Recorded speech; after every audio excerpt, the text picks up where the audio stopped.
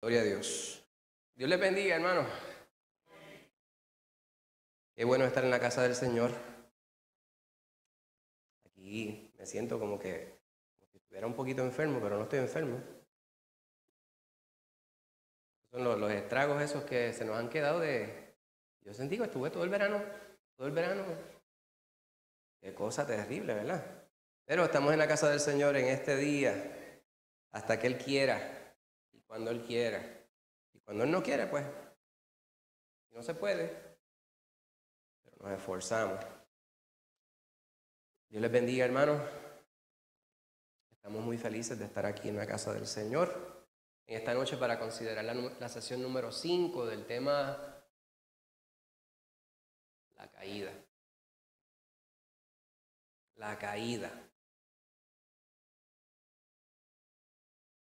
¿Qué es una caída? Hay sitio, ¿verdad? Como en casa había unas matas de plátano y entonces uno pasó y entonces Lisa me dijo, mira, hay una mata de plátano pero está caída. Yo decía, caída.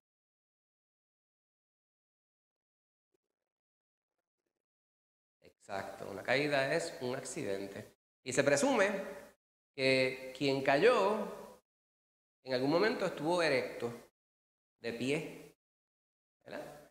Al menos sobre un pie. No es la condición natural. Estaba algo de pie o erecto y sufrió una caída, un desplome.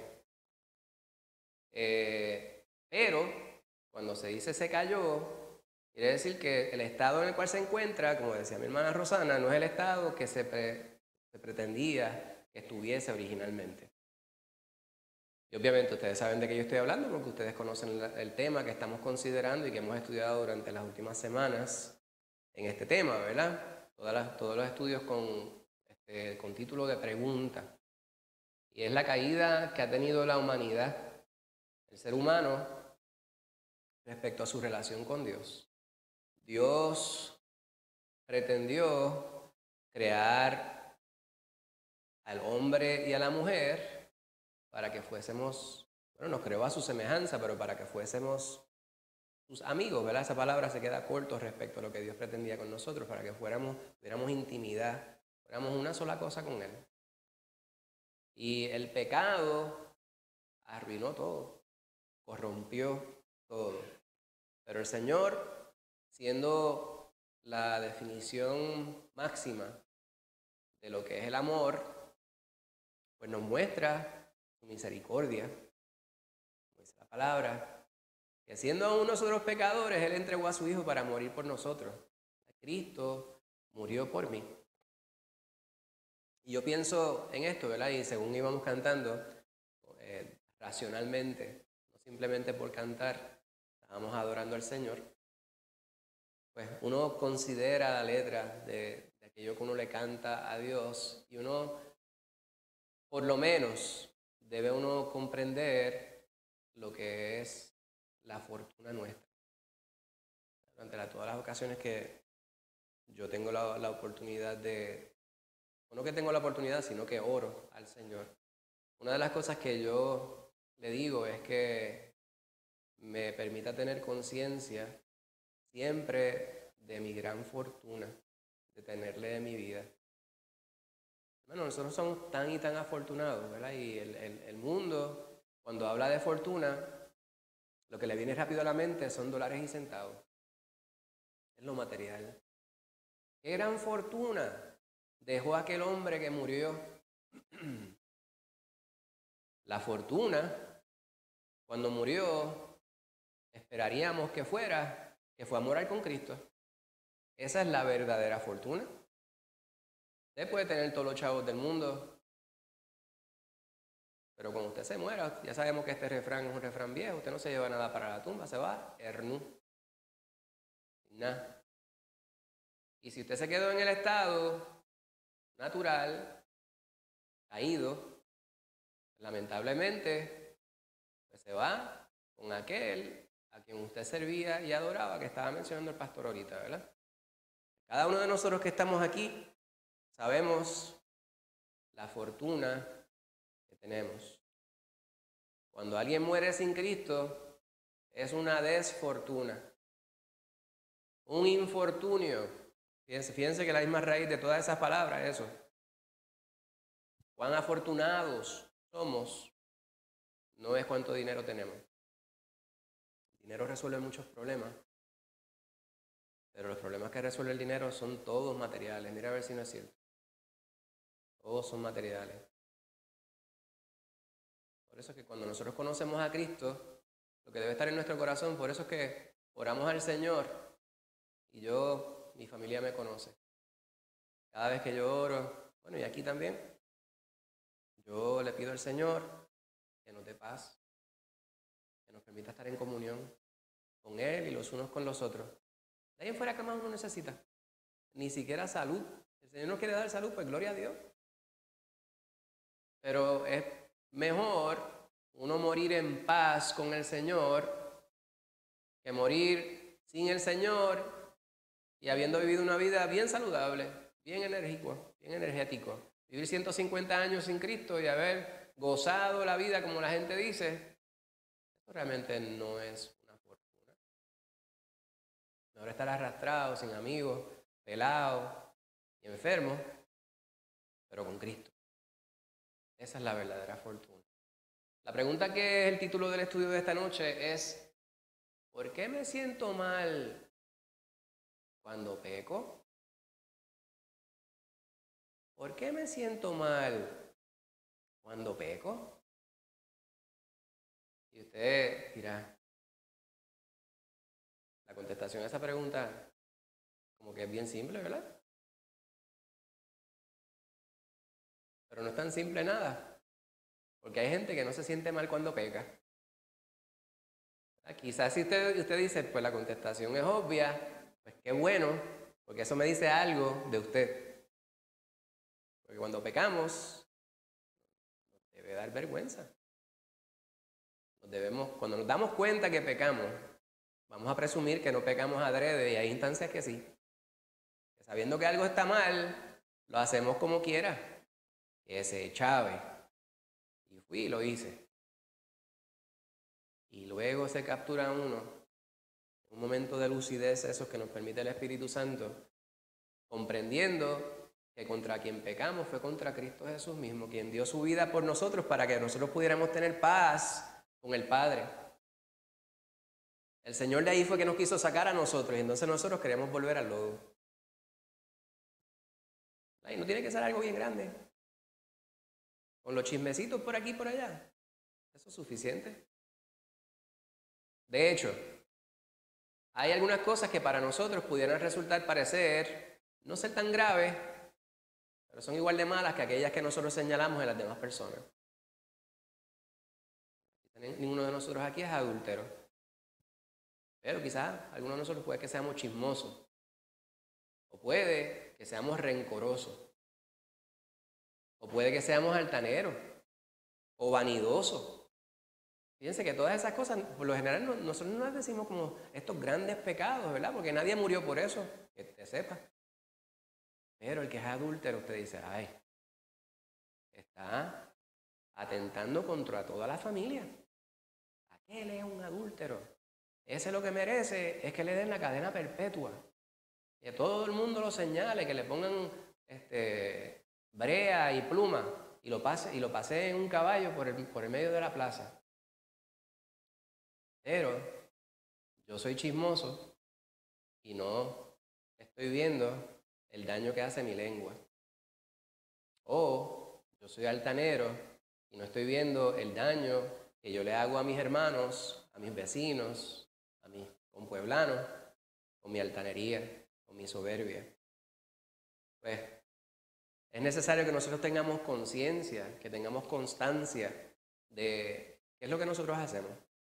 Hay ciertas cosas que nosotros no sabemos que hicimos, o que hicimos y no sabíamos que constituían pecado, porque eso es probable.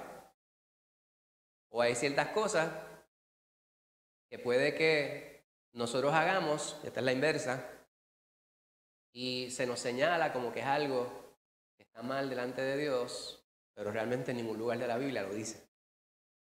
¿Verdad? Como todas las mujeres que están aquí con pantalones, ¿saben ustedes? no lo voy a decir porque sonaríamos, esto está grabado, ¿verdad? Pero había alguien que predicaba y decía, hijo de él, y señalaba allá, todas las mujeres que se tiñen el cabello, al infierno. No pueden ir ni al beauty, porque los peinados ostentosos, ¿y quién dice qué ostentan los peinados? Hay algunos que están sintiendo mal, como está diciendo, ya tengo que cambiar el tema porque ya aquí caímos, por lo menos, habemos 4 o 5 que caemos aquí dentro de esa atarraya. Pero a lo que me refiero es que hay ciertas cosas que son pesos que cargamos en algunas instancias que el Señor no quiere que nosotros llevemos. O puede que haya habido algo que constituya algo bien malo, que esté en la palabra, que hayamos hecho en algún momento de nuestra vida pasada. Pero ¿y dónde está eso? Si usted insiste en cargar eso con usted, pues, el Señor le dice, es peso de más que estás llevando. Ese no es el tema central, pero sí tiene que ver con lo que estamos nosotros considerando, porque a veces el pecar, la definición exacta, la conocemos, pero ¿qué constituye pecado? Está definido claramente y detalladamente dentro de la palabra. Nadie me lo tiene que definir, hermana Rosana.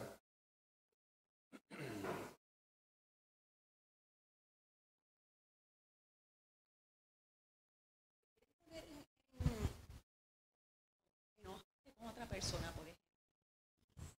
Porque a lo mejor son cosas que tú piensas que esa persona es incorrecta. No se está dando cuenta de que está poniendo excusas o algo así. Entonces, pues vienen esos pensamientos.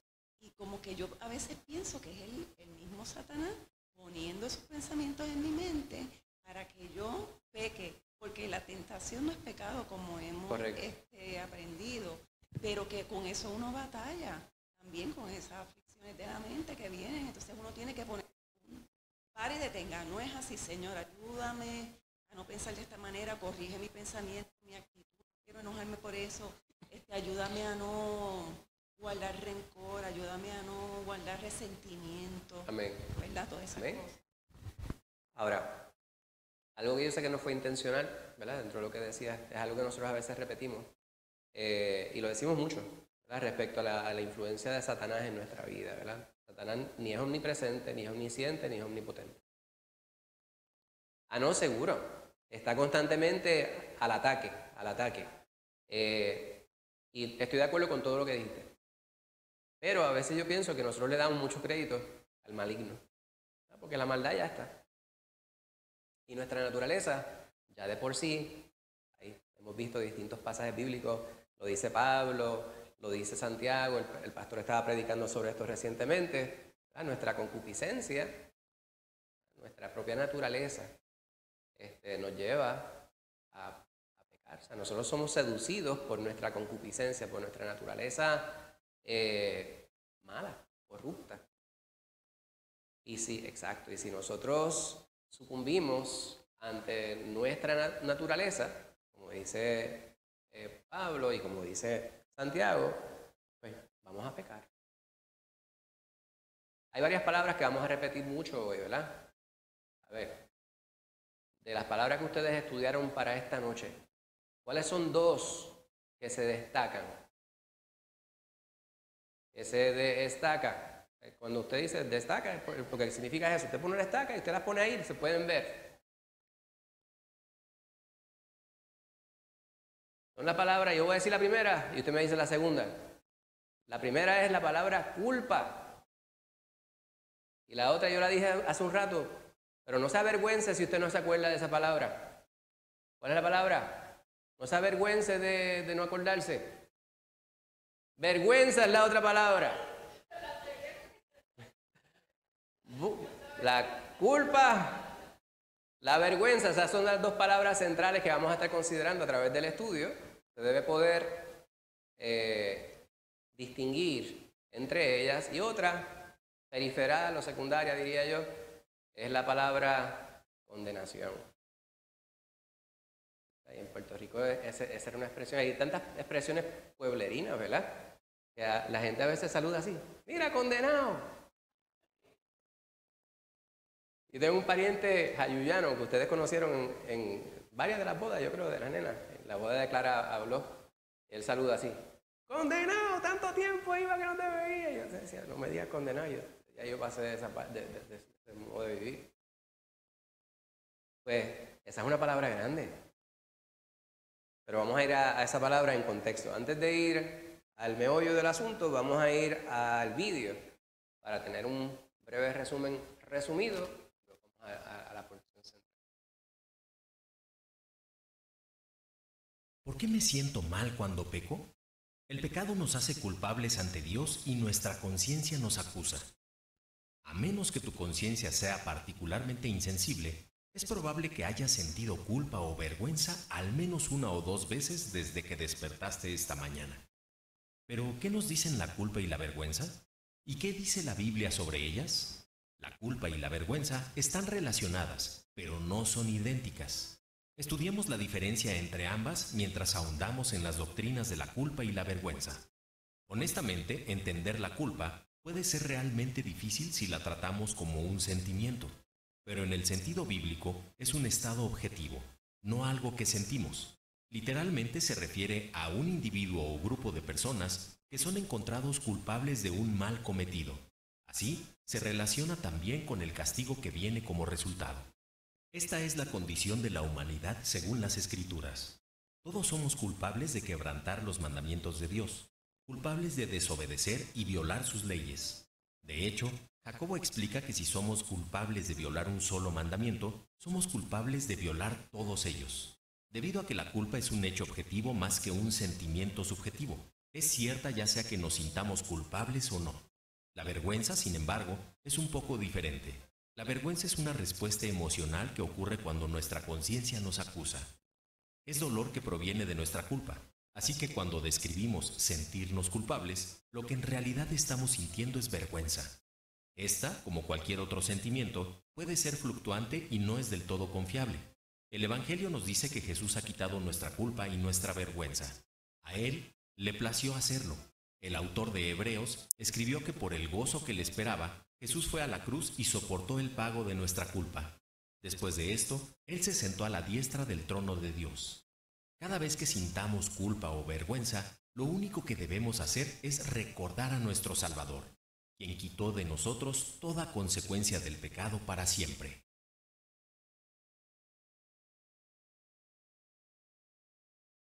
Nadie dijo amén. Está bien, pues. Solamente la hermana Angie dijo amén.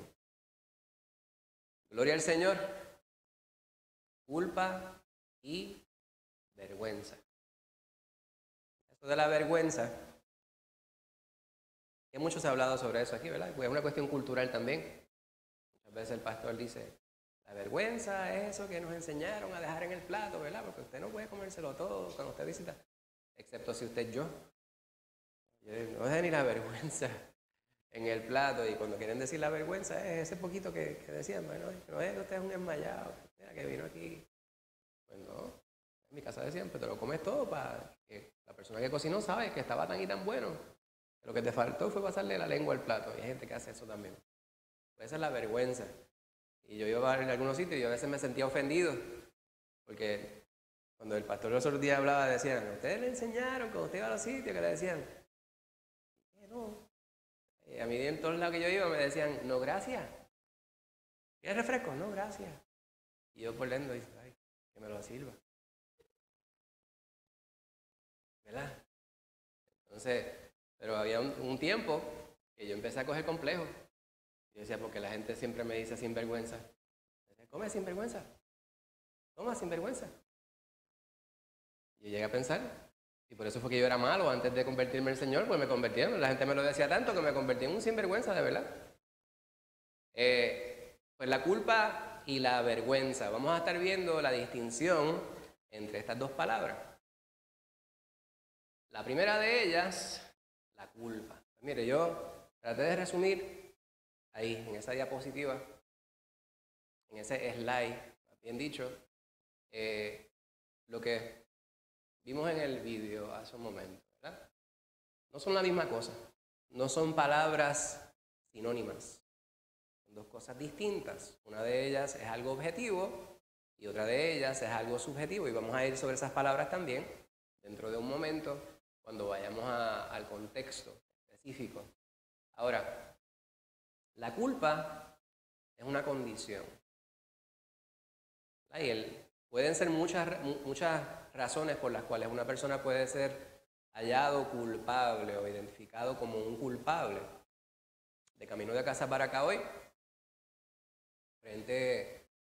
esperando el semáforo, ya iba a cruzar la intersección frente a donde está la cooperativa de ahorro y crédito de Isabela, anuncio no pagado de la número 2.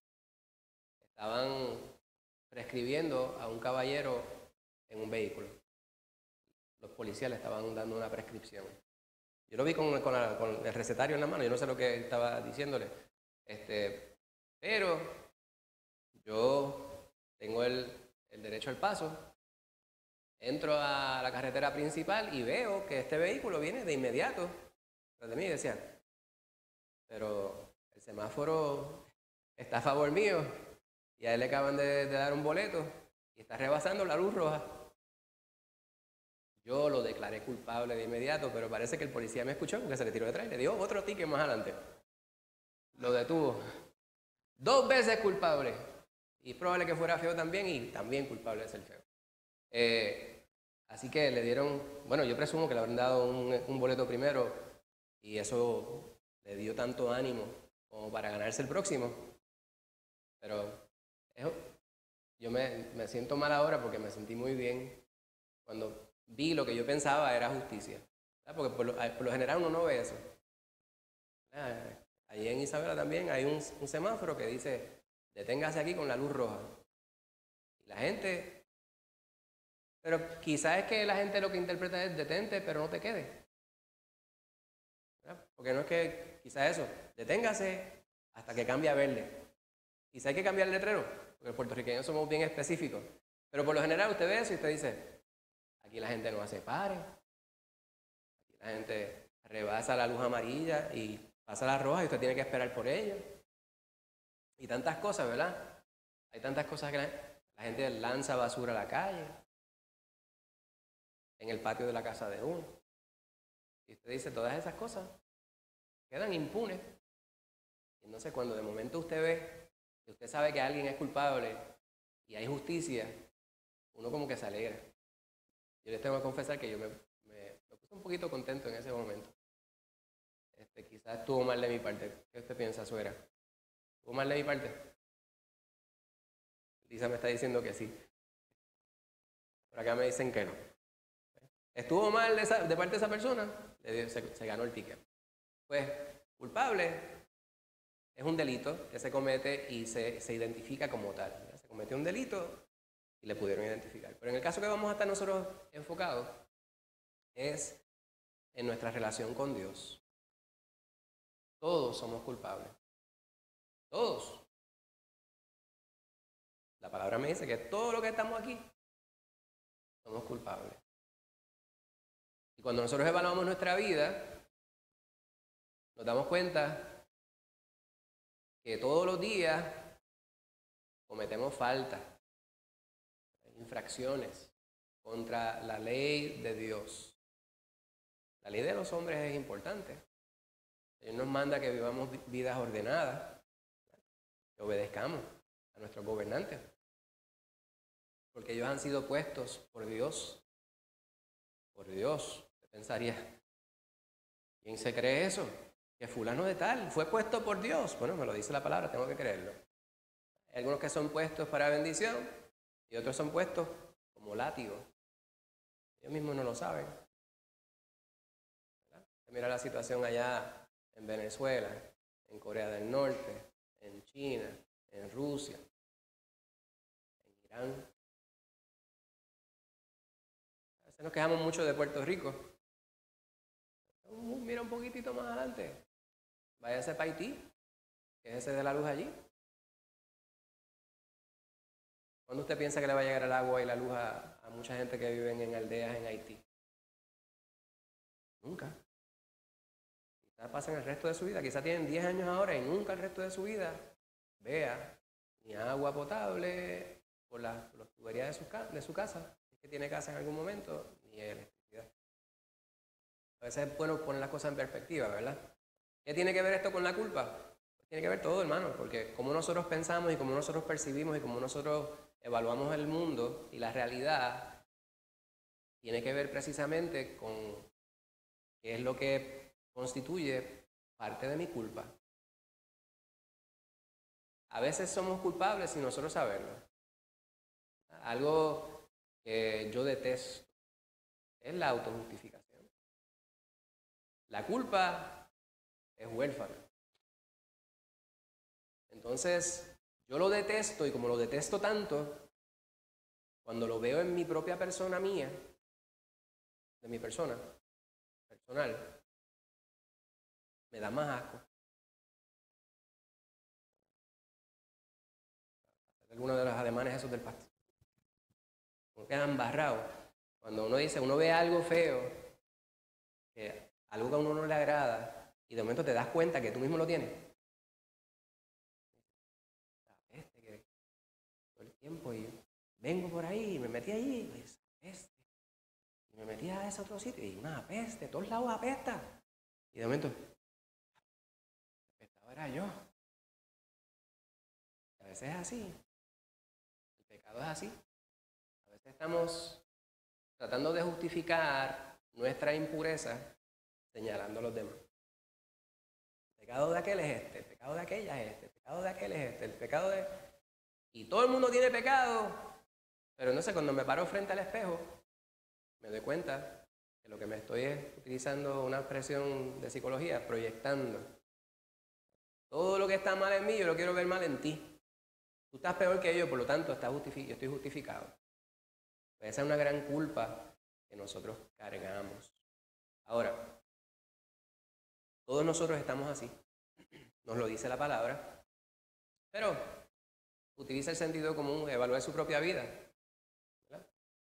Si alguien me dice, yo estoy libre de pecado, pues la única razón por la cual yo no podría creerle a esa persona, sin conocerla, es porque la palabra me dice que no es así.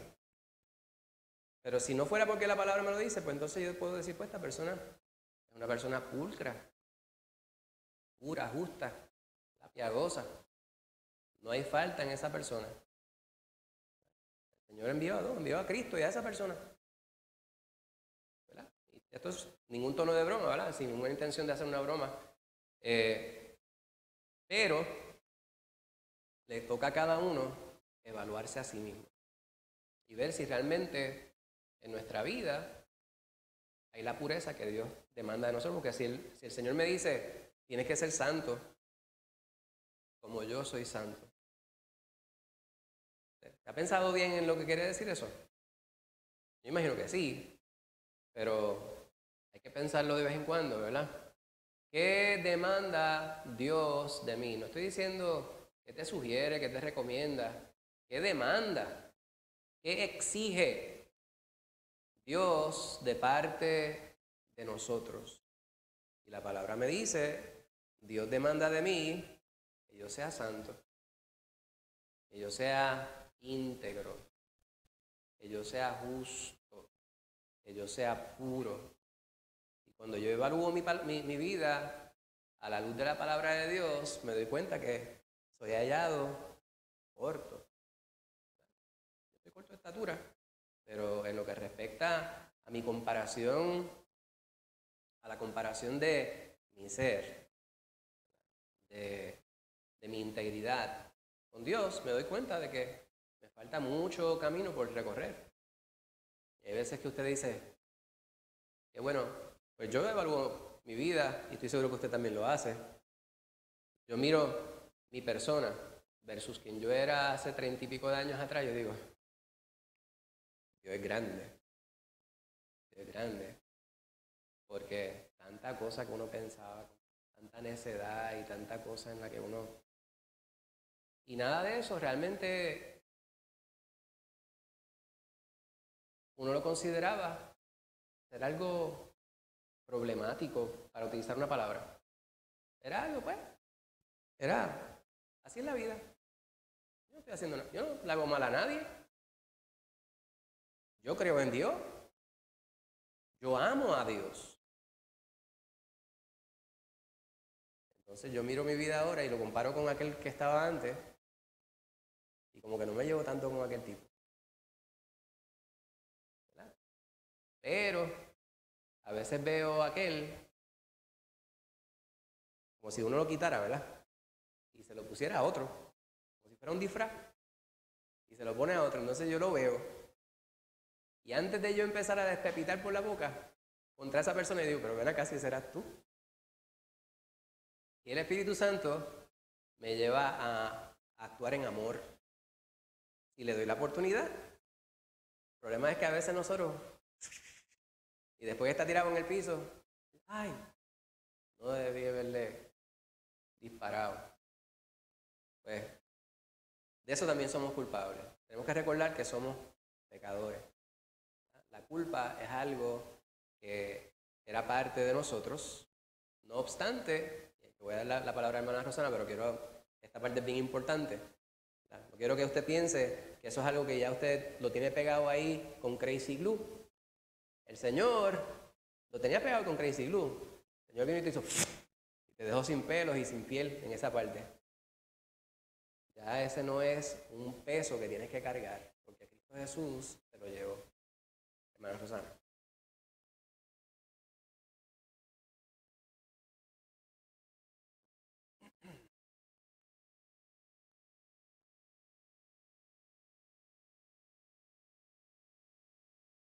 Amén.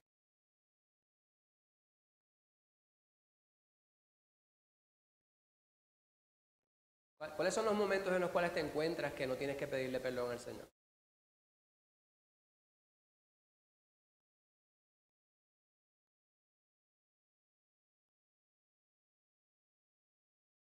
No. ¿Cuándo no? ¿Qué actividades específicas tú puedes decirme? Yo puedo pensar en 3 o 4 o 5 o 10 actividades que hacemos en las cuales uno está consciente que en ese momento no tengo que pedirle perdón a Dios.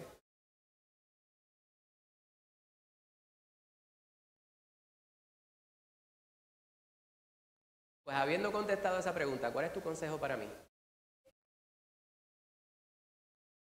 Sobre qué debo hacer para no tener que encontrarme en situaciones donde tenga que pedirle tanto perdón a Dios. Me dijiste al menos 2 cosas. No, siempre me acabas de decir 2 ocasiones en las cuales no. ¿Ok?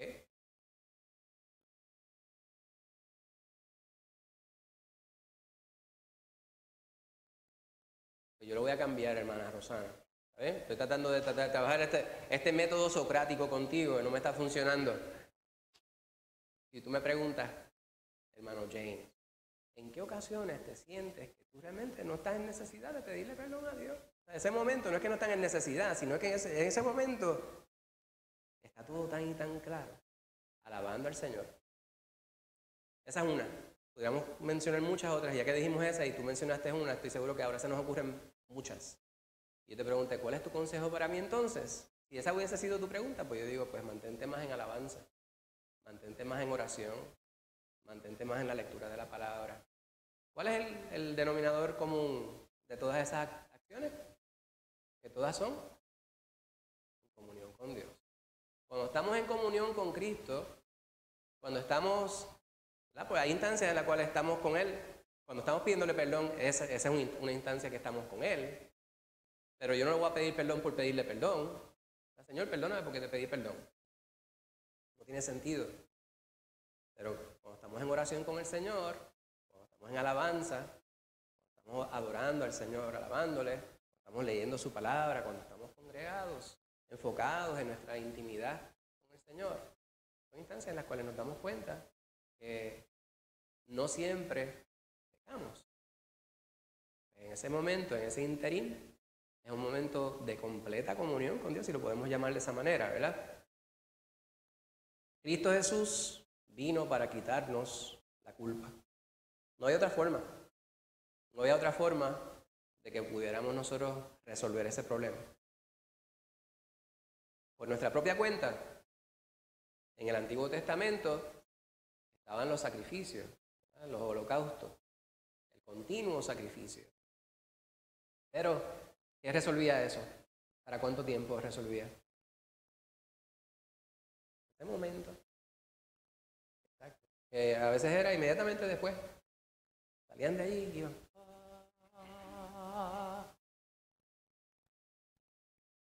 Tengo que volver. Y así es nuestra vida, ¿verdad? Suena jocoso, pero así es. Es como si fuera un círculo vicioso. El problema es que pudiéramos llegar a acostumbrarnos. Esa es la parte triste. ¿Verdad? Por eso es que a veces yo trato de cuando predicamos y enseñamos la palabra, no hablar tanto de fuera, porque sabemos 20 ejemplos que pudiéramos dar, 20 millones de ejemplos que pudiéramos dar de situaciones negativas que se dan en las distintas congregaciones. Pero es bien importante que nosotros nos concentremos en esta que está aquí, porque es la que el Señor nos dio. Por lo tanto, cada vez que nosotros pensamos en aquellas situaciones que pudieran ser una trampa para nuestra bendición como congregación, tenemos que considerar cómo entonces vamos nosotros a abordar eso aquí, de manera local. Porque no es la trampa en la cual van a caer otros, no es la trampa del círculo vicioso del cual estoy hablando en cual se encuentran otras iglesias, es, vamos a evaluarnos nosotros. ¿Estamos nosotros así? Es una pregunta para que cada uno de nosotros considere. La vida en Cristo se puede convertir en una rutina. Hay rutinas que son buenas, pero no dejan de ser rutinas. ¿Cuántos de ustedes se cepillan los dientes por la mañana? Hay algunos que voy a poner en evidencia, ¿verdad? Hay algunos que no levantaron la mano. No voy a tomar nada en contra suya. ¿Cuántos de algunos de ustedes se cepillan los dientes después? Solamente piensen, no me tienen que levantar la mano. Después de comer, algunos se cepillan los dientes, después de desayunar. Algunos se cepillan después de almorzar, si se acuerdan, si están en la casa. Algunos se llevan su cepillo para el trabajo, se cepillan allí. Algunos se cepillan antes de acostarse. Y eso está muy bien. Algunos, cuando se cepillan primero las muelas de abajo, de la izquierda. Algunos mojan el cepillo primero y luego le ponen la pasta. Algunos le ponen la pasta y después le echan agua. Algunos se cepillan con el dedo. Yo no voy a tomar nada de eso en contra suya. Ahora, todas esas cosas son buenas costumbres. Son rutinas que le ayudan. Venir a la iglesia. Yo digo, si lo menos que hace la persona es llegar a la iglesia, por lo menos algo hizo bien. Llegó, allí sentado. Algo puede que penetre, hay un potencial allí. Si no vino y pudo, pero no llegó, pues no es ni siquiera potencial. Nosotros como iglesia es necesario que evaluemos nuestra rutina. Si hacemos las cosas por hacerlas, pues a veces la bendición es bien momentánea. ¿Cuál fue la bendición del que llegó a la iglesia y no escuchó o escuchó y se le olvidó? Pues la bendición fue el momentito que estuvo ahí y escuchó. Después de eso, solamente lo sabe Dios, ¿verdad? Pero si se disipó o se le olvidó. Y es como Dory, la de la película esa de Finding Nemo. Estaba aquí. ¿Verdad? Dory, ¿verdad? Una paciente de Alzheimer, me imagino, una paciente de demencia. Porque ella escucha y al momentito se le olvidó. No sabe nada.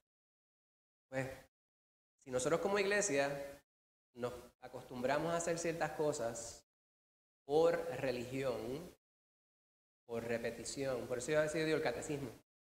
Cuando digo catecismo, mucha gente piensa en la iglesia católica. Yo cuando digo catecismo lo que me refiero es, en inglés dicen rote learning, como por memorización, como usted le enseñaron las tablas antes. 1 por 1, 1 por 2, 2, 1 por 3, 3, 2 por 2, 4, 2 por 3, 6, 2 por 4, 8, etc. Entonces, se lo memorizaba. ¿Cuáles son las preposiciones? A mí no se me olvida. Antes, cabe con contra, desde, entre, para, por. Seguía.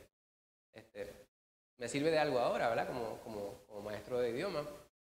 Sin embargo, el saber la contestación no necesariamente quiere decir que yo vivo la contestación a la pregunta para la cual yo sé la contestación. Eso es lo que yo llamo catecismo. ¿Quieres ser salvo? Sí. ¿Cristo es el Hijo de Dios? Amén. ¡Vive Jesús! ¡Aleluya!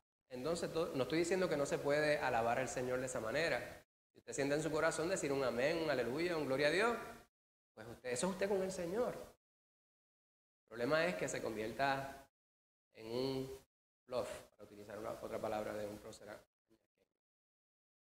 ¿verdad? Que pueda ser algo vano, sin contenido. Pues nuestra vida en el Señor tiene que estar libre de esa culpa. La contraparte, que muchas veces se confunde con la culpa, es la otra palabra, la vergüenza. Ahorita fuimos someramente sobre esa palabra, pero ese es el sentimiento. Y es bien adecuado que estemos hablando de eso en este tiempo, porque en este tiempo se habla tanto de los sentimientos. Yo me siento tal cosa. Se cría a los muchachos. Antes a mí mi mamá no me preguntaba, ¿cómo tú te sientes cuando yo te digo tal cosa? No, ella me decía cómo yo me tenía que sentir. Más vale que te despabiles y te pongas a hacer lo que tienes que hacer. Que eso esté bien o esté mal en lo que respecta a la crianza. That's beside the point. Pero en este tiempo que estamos viviendo nosotros, se habla mucho sobre los sentimientos. Que de hecho, ahora la gente determina si se siente el género que nació o no. Eso no les da vergüenza. Entonces esos son los temas centrales en los programas de televisión. Yo me siento tal cosa. Había una que tenía una canción que se sentía pentecostal. Yo me siento pentecostal desde la cabeza hasta los pies. Desde la cabeza hasta los pies yo me siento pentecostal. Y yo sé que quizás, ¿verdad? Eso es algo... La intención era buena. Pero no es que usted se sienta pentecostal, usted se sienta bautista, usted se sienta presbiteriano. Es que usted sea de Cristo. Y para ser de Cristo, usted me puede decir, gritar aleluya, amén, gloria a Dios, brincar en los bancos. No brinque en los bancos, pero ¿sabe lo que quiero decirle? Puede ser la persona más efusiva, más articulada respecto a la Biblia, pero si su vida no refleja esa verdad, entonces le debería dar vergüenza. Entonces usted realmente está utilizando el nombre de Dios en vano. Esa es la verdadera forma de utilizar el nombre de Dios en vano. Cuando usted dice que usted es de Cristo, pero usted no es de Cristo nada. A esas personas, voy al punto ahora, hermano, no me desesperen.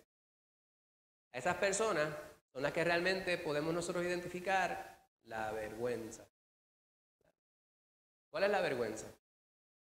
La vergüenza es una condición subjetiva. Más adelante vamos a hablar sobre esas dos. Objetivo y subjetivo.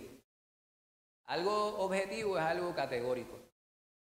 Cuando yo diseño exámenes, yo trato de que sean lo más versátiles posible, que tengan muchos tipos de elementos que puedan ayudar al estudiante a poder demostrar su conocimiento respecto a lo que se le enseñó. Entonces, va a haber elementos que son objetivos y otros que son subjetivos. Los que son objetivos son bien categóricos. Manuel fue con su hermano Rubén a comprar una bicicleta. Rebeca, riéndose de Manuel, le entregó la bicicleta a Rubén. Ya lo enredé bastante. Ejercicio.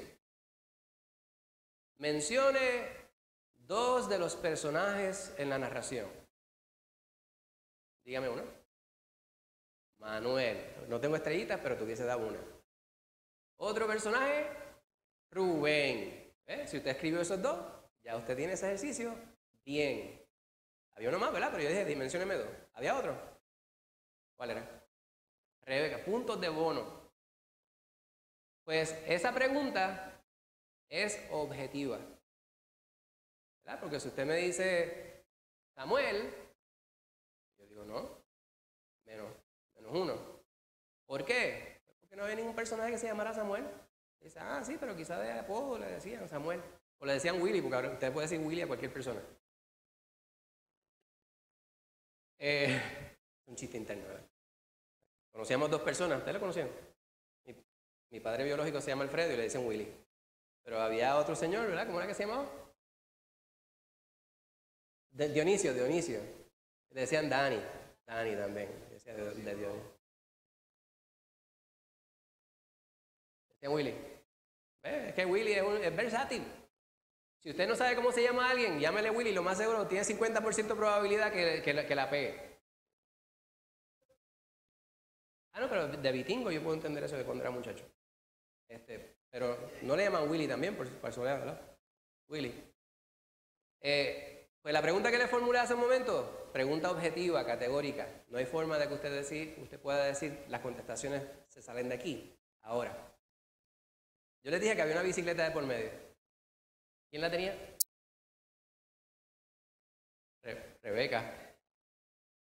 La tenía Rebeca. Categórica también. Se la dio a Rubén. Pero, ¿cuál fue la actitud de ella cuando le entregó la bicicleta a Rubén? Estaba poniendo atención. Se estaba riendo. Entonces, la pregunta de discusión. Mencione 2 razones por las cuales Rebeca se pudo haber estado riendo al entregarle la bicicleta a Rubén.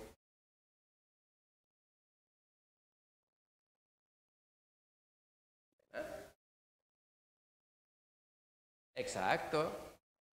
O puede que Rebeca, su cara quizás era así. Hay gente que usted lo ve y siempre están... Y parece que se están riendo, pero no se están riendo. También.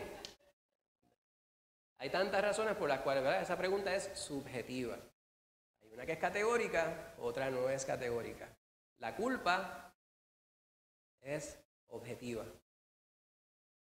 Usted puede determinar si alguien es culpable o no, dadas las razones por las cuales se puede determinar si esa persona es culpable o no. ¿La ley? Aquel señor que rebasó el semáforo, yo sabía que era culpable. Lo que no sabía era si lo iban a enjuiciar. Cuando cruzó el semáforo, yo decía, a mí me toca esta verde, yo no me como la luz. Hace mucho tiempo yo rebasaba la luz roja si iba a virar a la izquierda, pero descubrí que eso no se debe hacer de la peor manera, ¿verdad? Me dieron un boleto también, que lo merecía. Porque uno concluye a base de la costumbre. Pues cuando yo rebaso el semáforo y veo que él rebasa la roja, yo sabía ya que él era culpable porque había algo que había hecho que no debía hacer, que dice la ley. Culpable. Ahora, cuando lo miré, empezó. Estoy mirando a través del retrovisor, él está detrás de mi vehículo y hay 3 carriles. 4, hay 3 de transitar. Hay 3 de transitar y yo me coloco en el del medio, pero veo que él comienza a cambiar de un carril a otro. Yo decía, si no está pendiente, voy a cambiar el de la izquierda para darle suficiente espacio, por si acaso él no ha decidido cuál carril él quiere, que tenga 3 para escoger. Pues me cambio de carril y veo que está mirando hacia abajo. ¿Qué concluyo yo?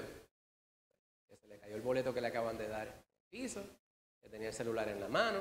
Yo no sé, pero tengo varias razones posibles, quizás ninguna de ellas esté incorrecta, porque me estoy basando en mi juicio subjetivo. La vergüenza es así. A veces usted se siente mal por algo que usted no se debe estar sintiendo mal. Usted entra a la iglesia, la primera vez que usted visita, usted viene de una iglesia bautista, este es el estudio bíblico y este es el escenario. va a otra iglesia bautista. Lo invitan para un estudio bíblico. Y usted llega en mahón, pantalón, y usted es dama. Y cuando entra, se da cuenta que están todas las damas con traje o con falda. A usted le da vergüenza, estoy seguro. ¿Verdad? Si usted se da cuenta, ¿verdad? Si usted es despistado como yo. Hay gente que a veces anda con zapatos de diferentes colores y se dan cuenta después. Nadie se enteró hasta que ya se lo dijo a todo el mundo, ¿verdad? Pero de momento, si se da cuenta, dice, ay, yo estoy aquí en mahón y están todas las damas en falda. ¿Qué? Vergüenza. Porque usted empieza a pensar que esa es una regla no escrita en esa congregación. Y usted la pasó terrible hasta que se acabó el culto. Y al final, usted se acerca a la esposa del pastor, a una de las hermanas que están allí, y usted le dice, bendito, yo no sabía que la norma de aquí era no ver, hermana, pero ¿qué te hace pensar eso? Y entonces tú vienes y miras a todas las hermanas que están en falda. Dice, pero eso es una casualidad, por lo general aquí están todas en pantalón o qué sé yo qué, no hay una norma. Lo que voy con esto es que usted se impuso una culpa que no le correspondía. En lo que respecta a la palabra, todo es bien objetivo. Casi todo. Hay algunas cosas que se prestan para interpretación, pero les aseguro que no hay nada fundamental que se preste para la interpretación. Es necesario que nosotros vayamos a la palabra. Y cuando tengamos dudas, por eso es que nosotros somos iglesia, porque somos un cuerpo. Pues, ¿cómo corroboramos? Preguntamos a los maestros de la Biblia, preguntamos a nuestros hermanos que son duchos en la palabra, al pastor. Les preguntamos. Y salimos de esas dudas. Amén. Pues tanto la culpa como la vergüenza son cargas que Cristo Jesús no quiere que nosotros llevemos a cuestas. Él nos ha librado de las dos. Muy bien. Ya hemos hablado, ¿verdad?, sobre estas cosas. Algunas de estas porciones las voy a ir saltando porque ya hemos hablado sobre ellas. Hemos hablado sobre cómo es que la culpa es un estado objetivo, ¿verdad? O lo es o no lo es usted. ¿Culpable? No culpable. ¿Cómo es que dice el sistema judicial norteamericano? ¿Verdad? Cuando usted escucha que van a dictar sentencia, le dicen, fulano de tal, culpable, y dan un malletazo. O, ¿cuál es lo otro? No culpable. Es como contradictorio, ¿verdad? Porque dice, la ley dice que usted es inocente y inocente. 3 palabras en una. Inocente. ¿Hasta qué? Hasta que se le pruebe lo contrario. Si a usted le declaran no culpable, ¿qué quiere decir? Que usted no le pudieron declarar, usted no le pudieron demostrar que usted es culpable, pero nunca le van a declarar inocente. Nunca. Pero la ley dice que usted es inocente hasta que se le pruebe lo contrario. En el sistema judicial, se es culpable o se es no culpable. Cuando se dice que se es no culpable, como quiera, queda en el entredicho. O.J. Simpson, ¿habrá asesinado a su esposa? Quedó absuelto. Hay gente todavía al día de hoy que dicen la tuvo que haber matado porque está toda la evidencia ahí, pero tuvo tanto dinero para poder encubrir su... Estoy diciendo yo, era un caso histórico. Yo no tengo realmente base para decir una cosa ni la otra, pero estoy dando un ejemplo bien aleatorio. En el caso nuestro con Dios, estamos ante un juez que es omnisciente, es omnipresente. Por lo tanto, en este preciso momento, Él está aquí. Gloria a Dios. Está aquí con nosotros en este preciso momento. Y usted se va de aquí y Él se va con usted. O más bien, usted se va con Él.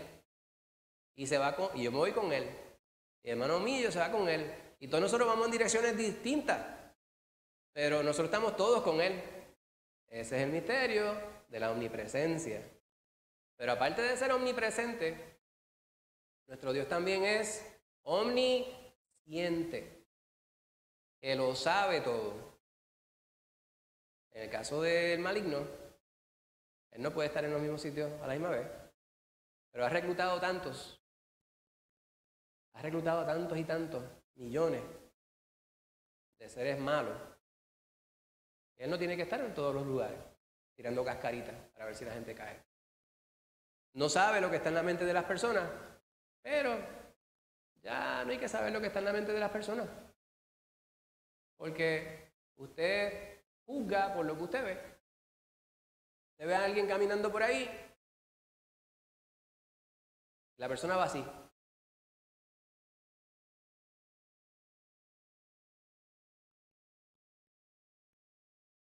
Usted mira ahí dentro, ya usted sabe lo que le interesa a la persona. Va a estar metido en las aplicaciones de juego, o en aplicaciones de compra, o en aplicaciones de comunicaciones con otras personas. Y esos seres van a ver lo que está ahí. Y ahí tienen suficiente información para poder saber qué van a utilizar en su contra. Pues Dios determina si somos culpables o no. No necesitamos ayuda de un ente externo para alegar que nos llevaron a hacer tal o cual cosa. Nosotros fuimos influenciados de tal manera. Pues, el que es culpable es que incumplió, infringió una ley. Mira cómo dice la palabra de Dios, Santiago 2:10. Alguien que, por favor, lea esa porción, María Andrea, muchas gracias. Santiago 2:10 está proyectado en la pantalla.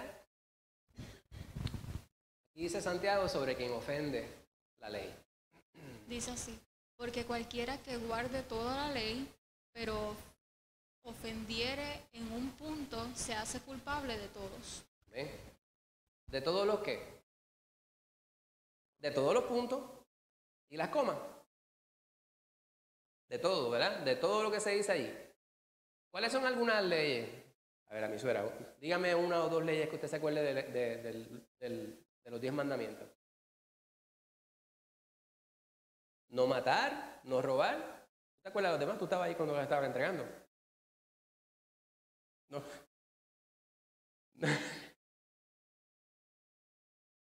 Acabo de pecar y se dice que mi hermano Millo pecara también. No matar, no robar. Otro pecado que dice los 10 mandamientos. No codiciarás. ¿Verdad? Algunos de esos usted dice, yo no hago esto, no hago lo otro. Pero Jacobo, el hermano de nuestro Señor Jesucristo, allí en Santiago 2:10, como lee mi hija Andrea, dice, tú puedes decir que tú andas bien en casi todo, pero si fallas en un solo punto, en una sola ley de esa, entonces es como si hubieses arrastrado todo lo que el Señor dijo por el piso. Eso es lo que está diciendo Santiago. O sea, no nos creamos que somos la mejor cosa porque somos más o menos buenos. Usted o es culpable o no es culpable. Y la realidad es que no tenemos que buscar mucho, ¿verdad? Todos fallamos de alguna manera. Y a veces nos provocan, ¿verdad, hermano Millo? A veces nos provocan a pecar, ¿verdad?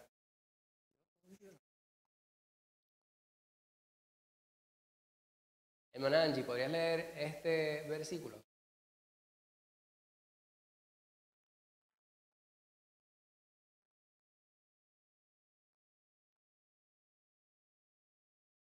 El énfasis que damos allí es que hay dos lados de la moneda.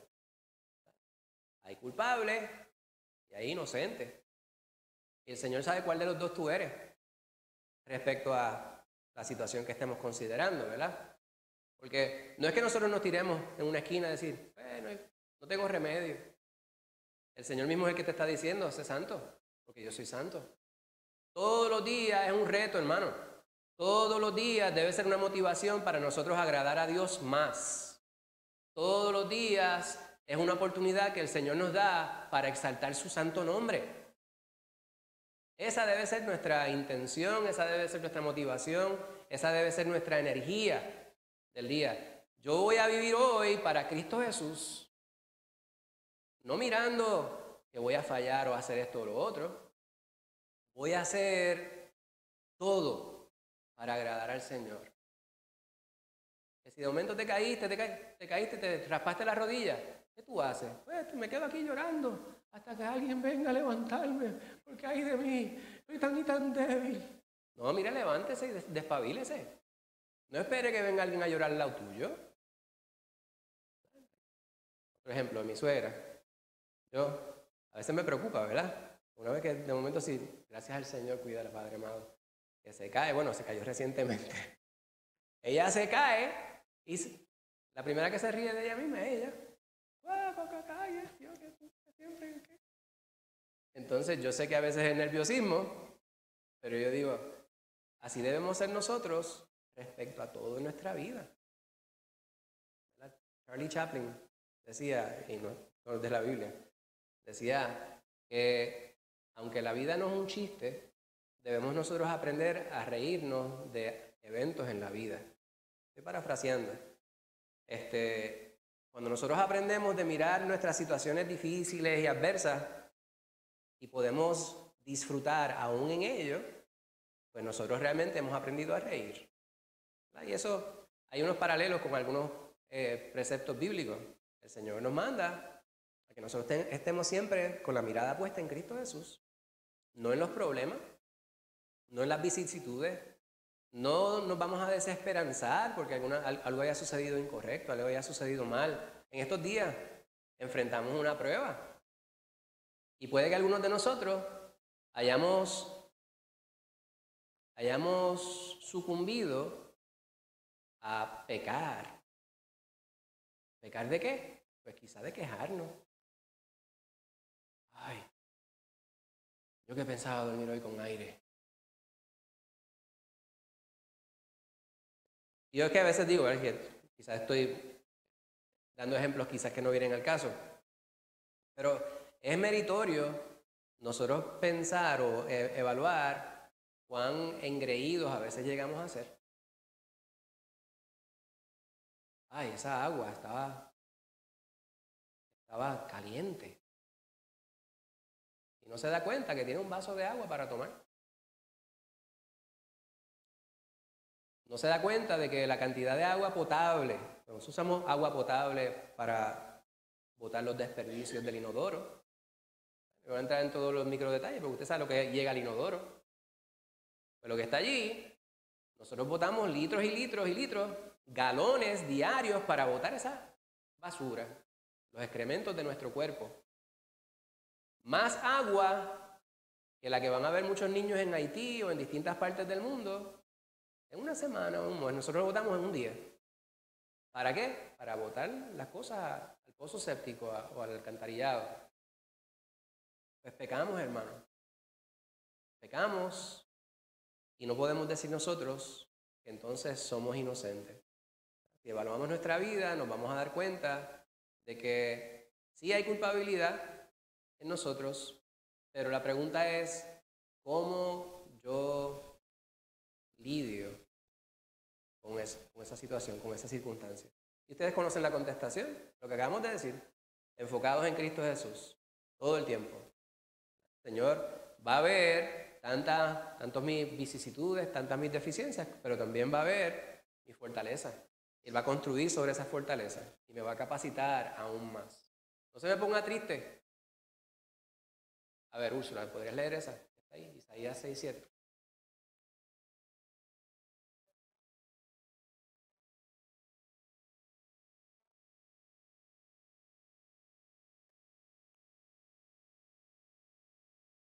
Amén.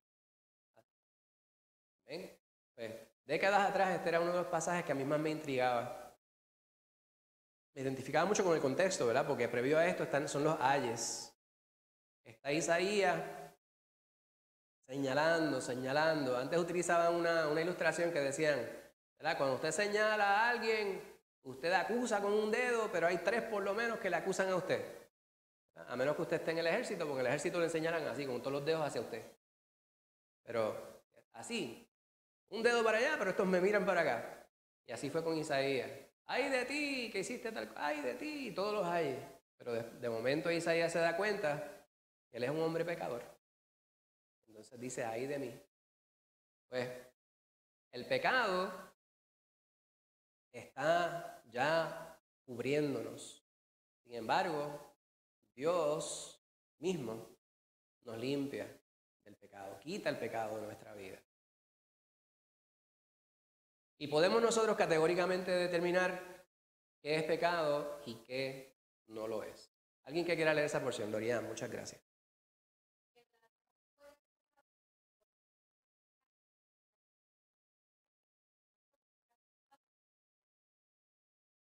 ¿Qué querrá decir eso?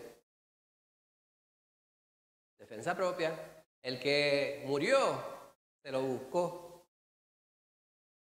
¿Está el que lo mató justificado? Según este pasaje, sí. No es que usted ande buscando gente que esté robando para usted decir, voy a matar a alguien, pero tengo que asegurarme de que esté robándose algo.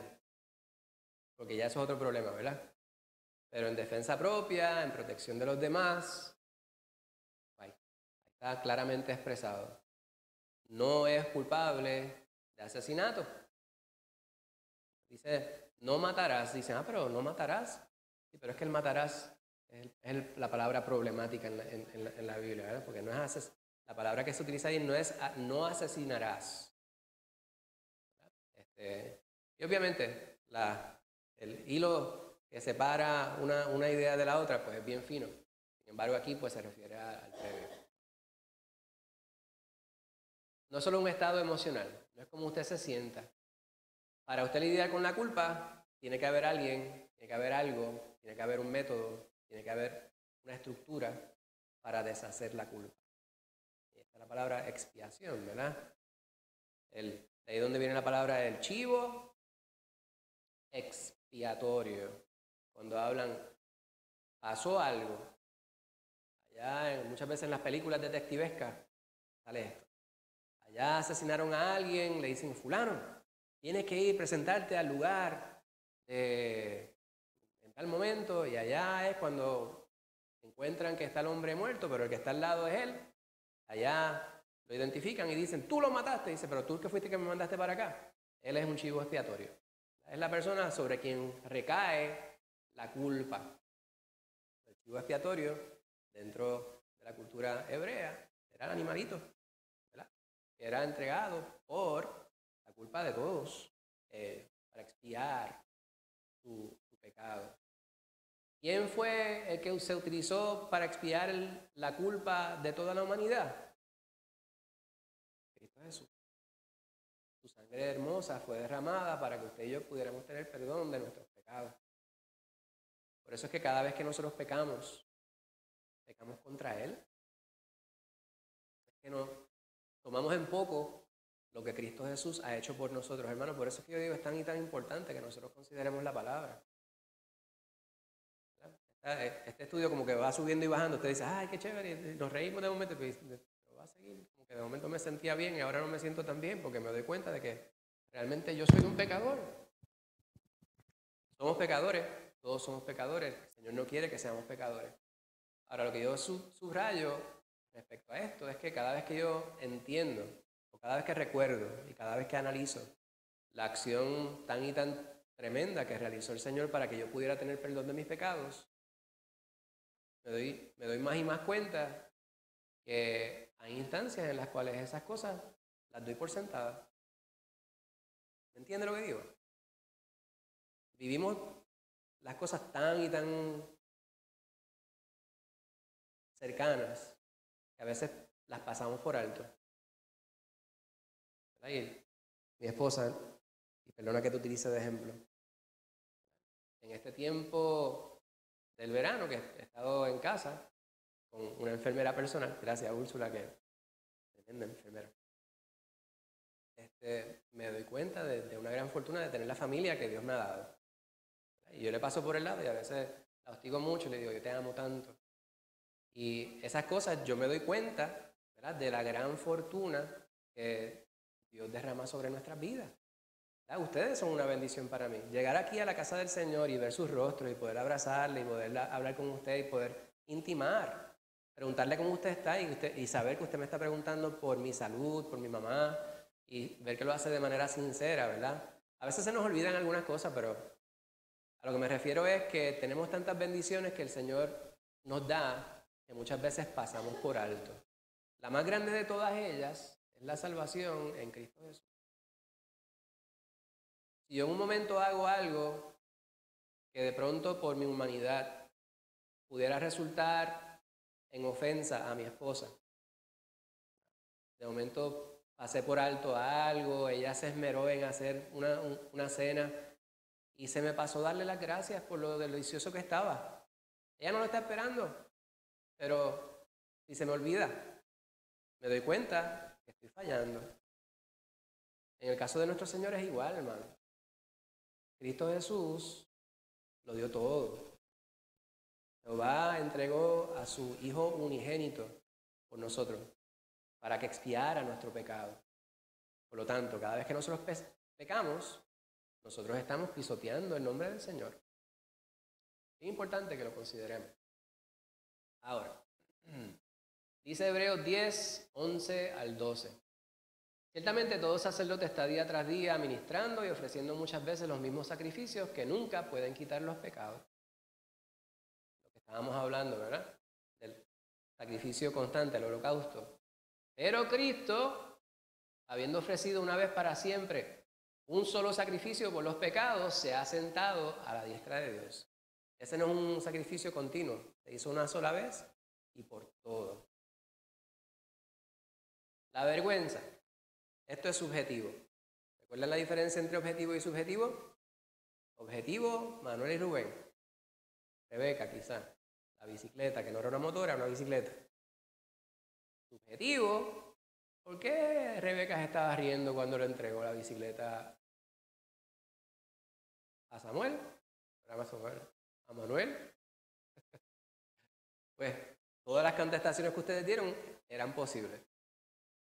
Pues hay instancias en las cuales las personas malinterpretan la palabra vergüenza con culpa. Ay, siento culpa, me siento culpable, siento vergüenza, no es lo mismo. La culpa es objetiva, se es o no se, o no se es. Vergüenza es algo que ya se puede sentir. ¿Sientes rubor en los cachetes? Ay, siento vergüenza ajena. Hay gente que a veces hace algo, claro, quizá yo digo algo desde aquí, usted dice, no se dará cuenta de lo que dijo. Y usted siente vergüenza ajena. Se siente, los mexicanos dirían, me da pena, me da pena. Yo decía, ¿por qué le dará pena? Es que le da vergüenza por el otro. Pues la vergüenza es algo que uno siente. Ahora, ¿qué es lo que nos lleva a sentir vergüenza? Pues la conciencia. Dios nos ha dotado a todos los seres humanos, aún aquellos quienes no tienen el Espíritu Santo, Dios les ha dado conciencia. Hay unos que tienen menos, ¿verdad? Porque hay personas quienes son declaradas psicológicamente antisociales. Antisociales no es que usted no se lleva mucho con las personas, ¿verdad? Que usted siempre está retraído. Antisociales son esas personas quienes matan y no sienten nada, ¿verdad? Le quitan la vida a otro y como si nada, como si hubiesen roto un papel y lo tiraron al zafacón. Esos son los verdaderos antisociales. Pues la conciencia nos lleva a entender cuando algo está bien o algo está mal, ¿verdad? Y la palabra nos habla sobre la conciencia. Pudiéramos leer muchísimos libros, escuchar muchos psicólogos, pero nos vamos a dar cuenta que en todo eso hay mucha confusión. Lo que hay es mucha desinformación. Fulano de tal anda por allí con una falda. Subjetivo. ¿Será que va para un baile de disfraces y él está vestido de escocés? ¿Verdad? O es un drama de Semana Santa, ¿verdad? Porque los apóstoles andaban en falda, pero no era falda, ¿verdad? Eran unas túnicas. Los centuriones, y dígale a usted es un afeminado, ¿verdad?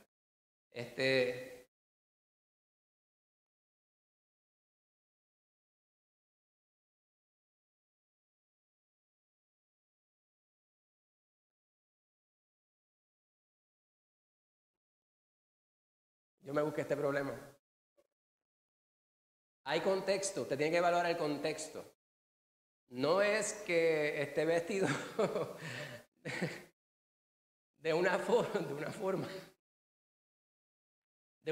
u otra, es el contexto. En este tiempo, lo que es normal, fíjese la palabra norma, lo que es normal es que los varones usen pantalón, o más bien no usen falda, ni traje, ni túnica, ¿verdad? Las féminas sí pueden utilizar pantalón o falda. Si usted ve el varón que está vestido con una falda, pues se dice, no hay algo bien allí. Pero va a haber psicólogos que dicen, usted no lo puede acusar, porque es probable que sus pronombres preferidos sean hasta en plural. Hay gente, mis pronombres son ellos. Voy a visitar tu casa con una amistad. ¿Quién es? Pues Juan. No, Juan. Pues tengo que cambiar el nombre, ¿verdad? Estanislao. Ven, voy con Estanislao. Él dice, pues está bien, ven con él. No. Ellos. Este es su nombre preferido, su pronombre preferido. Ellos. Dice, pero ¿cómo que ellos? Y Estanislao. Pero prefiere que le digan ellos. Bueno. Entonces, pasaron las semanas y a las cuantas semanas le escribo un texto diciéndole, recuerda que voy a visitarte con ellos. Ella se preparó, hizo un barbecue, compró 20 libras de pollo, 16 libras de lechón y no sé cuántas cosas más. Y cuando llegó, le dice, pero ven acá, ¿tú no venías con muchas amistades? Le dice, pues estoy aquí con ellos. Pero ¿cómo que ellos? Si yo veo una sola persona. Le dice, no, pues que su pronombre preferido es ellos. Ah, pues más vale que ellos se coman todo lo que compré porque yo invertí muchos chavos en eso. Pues la gente hoy día le va a decir, está bien, cada cual.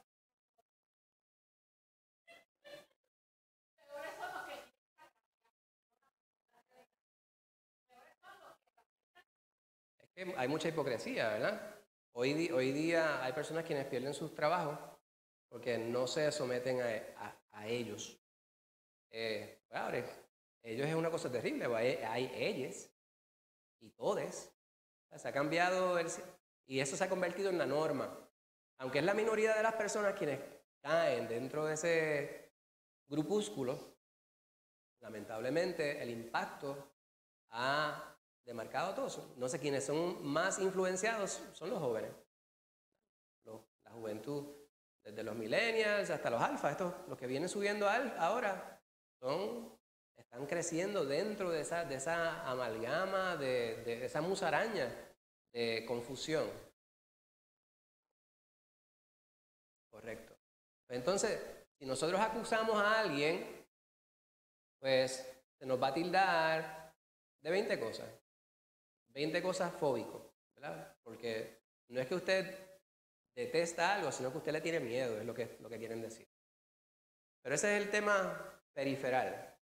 ¿A qué voy con esto?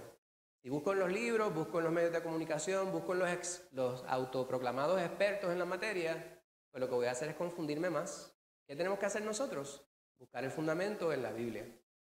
Si yo quiero saber si lo que estoy practicando realmente me debe dar vergüenza, pues aquí está claramente expresado. Porque hay quien carga con culpas que no le pertenecen. Ahora, hay quien no siente vergüenza por lo que debería sentir. Esa es la verdadera confusión, ¿verdad? Perdonen que le haya tomado tanto tiempo en esto, hermano. Adelante, Rosana.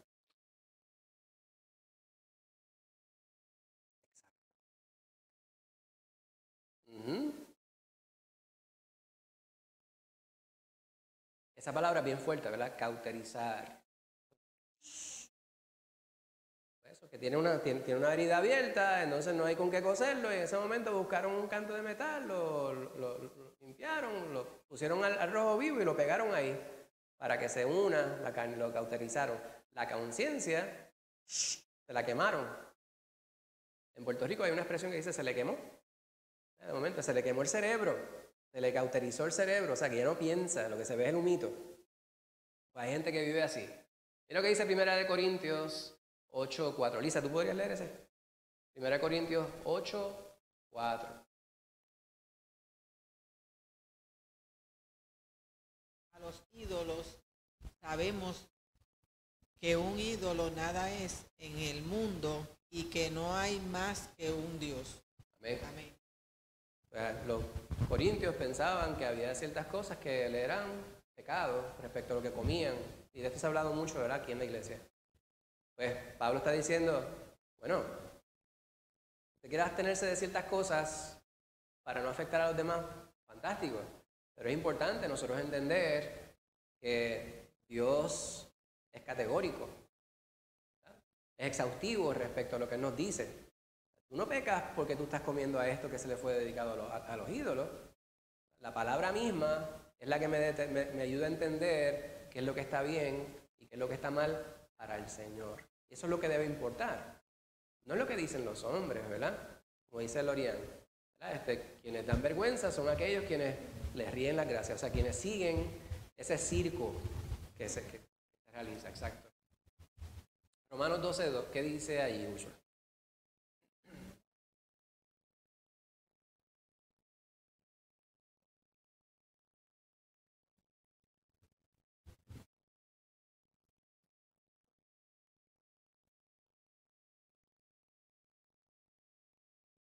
Y ahí se contrasta dos cosas, ¿verdad? Se contrasta el mundo. ¿Y qué más? ¿Con qué se contrasta? Con las cosas espirituales. Pues la carne versus el espíritu. El mundo versus nuestra relación con Dios. Hay una diferencia. Y ahí Pablo dice, no te tomes la forma de lo que está aquí, de lo que es la norma. Es bien atractivo, ¿verdad? Es bien a veces nos sentimos seducidos a agradar a los demás. Porque a quién no le gusta caerle bien a la gente. Uno quisiera entrar y que la gente, ¿cómo gusta? ¿Qué sé yo qué? Cuando tú entras, la gente dice, ay María, como si uno fuera un leproso. Todas las personas, yo me imagino, ¿verdad?, excepto los que son bien antisociales, que le debe estar malo que las personas te saquen el cuerpo. Pero esa es nuestra realidad. En nuestro caso, como cristianos, sabemos que eso va a ser así. Si tú, cada día que tú quieres hacer el bien, aquellos quienes insisten en hacer el mal, te van a sacar el cuerpo. Y no solamente te van a sacar el cuerpo, te van a atacar. Donde te ven los pies, te van a querer ver la cabeza, como dice el refrán. Pues el Señor nos dice, mediante este consejo de Pablo, que no nos tomemos la forma de quienes determinan la norma. Lo que está en el mundo no es la forma que Dios quiere para nosotros. Vamos a buscar primero lo que Dios quiere que nosotros seamos. Rosana, ¿tú podrías leer Hechos 23:1 que está ahí?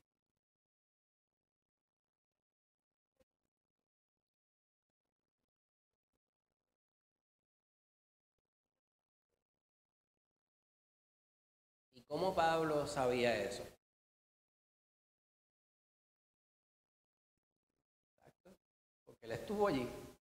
Dice conciencia, ¿verdad? La conciencia, nuevamente, esto es problemático, porque decimos, pero hay personas quienes tienen la conciencia limpia y han hecho muchas cosas malas, pero Pablo está hablando de su conciencia delante de Dios. Eso es lo que realmente importa, hermano. No es lo que la gente piense de usted. Cuando usted esté en esa encrucijada, ¿verdad?, en esa intersección de la vida, que usted le cuestionen su proceder, pregúntese, ¿a quién estoy agradando cuando hago de lo que se me acusa? Si la contestación es, estoy agradando a Dios, siga haciéndolo. Si la contestación es, me estoy agradando a mí mismo, pero realmente no estoy agradando a Dios, pues entonces usted sabe que debe dejar de hacerlo. Eso es lo que está diciendo Pablo. No tienen de qué acusarme, porque yo delante de Dios estoy bien. Ahora, hemos hablado sobre esto y lo hemos repetido muchísimas veces a través del estudio. Todos somos culpables, merecemos que el Señor nos condene. Sin embargo, Cristo Jesús murió para que no tuviéramos que ser condenados. Romanos 9:1 dice, verdad digo en Cristo, no miento. Mi conciencia me da testimonio en el Espíritu Santo. Y ahorita decíamos que no todos aquellos que tienen conciencia, que son toda la humanidad, tienen el Espíritu Santo, pero todos aquellos que tienen el Espíritu Santo también tienen conciencia. Así que el raciocinio que Dios nos da en nuestra humanidad es pulido, es pasado a través de un crisol que es mucho más específico, que es el Espíritu Santo. Estas porciones son bien breves, ¿verdad? Cada una de ellas tiene unos cuantos pasajes y luego tenemos unas preguntas. Son 2 secciones nada más. En 1 Timoteo tenemos 2 pasajes y luego vamos a ir a 3 pasajes bíblicos. Yo voy a llamar a cada una de las personas y tengan, ¿verdad? Usted, quiero que lo lea, con la persona que lo lea, quiero que me diga brevemente lo que usted entiende ahí. Si es una sola palabra, lo que realmente sobresale, lo que se reseña, es importante, pero no quiero que se tome más de 1 minuto en decirme cuál es su reacción sobre lo que está ahí, ¿verdad? Para saber cómo se hace, le voy a tomar al pastor el primer turno. Pastor, ¿podría usted leer 1 Timoteo 1, del 1 al 5? Yo lo voy a leer y tú me dices. Pablo, apóstol de Jesucristo, por mandato de Dios nuestro Salvador y del Señor Jesucristo, nuestra esperanza, a Timoteo, verdadero hijo en la fe. Gracia, misericordia y paz de Dios nuestro Padre y de Cristo Jesús, nuestro Señor. Como te rogué que te quedases en Éfeso cuando fui a Macedonia, para que mandases a algunos que no enseñen diferente doctrina, ni presten atención a fábulas y genealogías interminables, que acarrean disputas más bien que edificación de Dios, que es por fe, así te encargo ahora.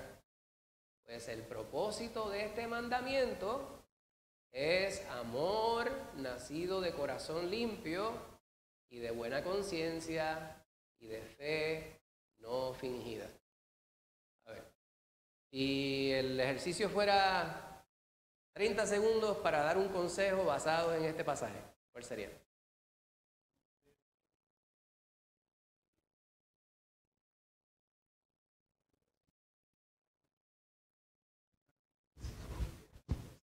Amén. Oye, hay una palabra que tú usas mucho, no la dijiste ahora. La parsimonia. La palabrería. A veces uno habla tanto. Y hay ciertas cosas que se pueden decir de manera bien sencilla. Lo que dice conciencia limpia. Amén. Pues mire, aquí hay una pregunta relacionada con esto que acabamos de leer y me parece que el pastor lo. ¿Qué cosas acompañan una buena conciencia según este pasaje? 2 cosas por lo menos que acompañan una buena conciencia. ¿Cuáles son? Amor y fe. Amor, fe. Amor no fingido, ¿verdad? O sea, nacido de un corazón limpio. Y fe no fingida, perdón. O sea, no podemos ser hipócritas, como estaba diciendo el pastor. ¿Vieron el ejercicio? Rosana, muchas gracias por ser voluntaria para el próximo.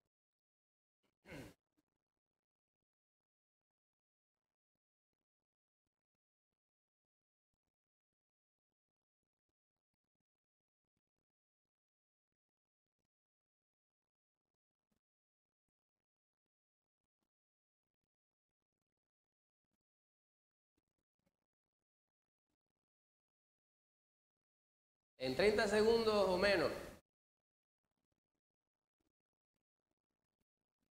Muy bien.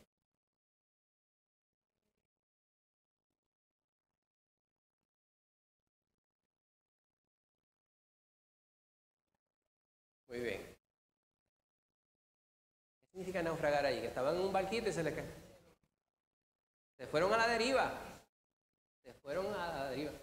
Él los entregó a Satanás para que aprendan a no blasfemar. Esto es material para uno poder estudiar bastante. No necesariamente se fueron para el infierno, ¿verdad? Pero ellos no fueron genuinos. Se entregó para que. Exacto. Mira estas preguntas que están aquí. ¿Por qué naufragaron Himeneo y Alejandro? Ya sabes que esos son nombres que quizás son problemáticos, ¿verdad? Yo tengo un nieto que se llama Alejandro, voy a tener que decirle, mira, este que estaba en la Biblia no eres tú.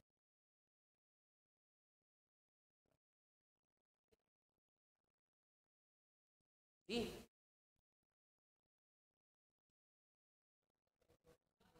Sí, yo creo que yo lo había leído.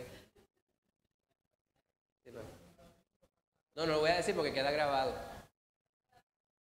Pues, dito, mi nieto se llama Alejandro Antonio. Pues, ¿por qué naufragaron? ¿Por qué naufragaron? Porque no le echaron suficiente gasolina al motor del bote.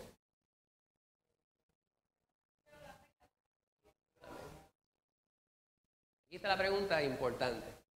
¿De qué manera ha desechado? Esto es para que usted lo piense, ¿verdad? No para que nos pongamos ahora a testificar. ¿De qué manera has desechado, ignorado tu conciencia alguna vez? Piense que la pregunta es, ¿has alguna vez desechado? No, se parte de la premisa de que todos hemos fallado en desechar o ignorado nuestra conciencia. Puede que en un momento usted dice, ¿recuerdan le decía la anécdota? Algo que decía mami muchas veces. Ay, yo no te debo decir esto, pero ya empezaste mal. Si no me lo debes decir, te estoy dando la oportunidad de que no lo digas. Y a veces comenzamos así. Esto es algo que yo sé que yo no te debo decir. Pero es tan bueno este chisme que tengo. ¿En qué podría resultar eso si continúas haciéndolo según el pasaje? No.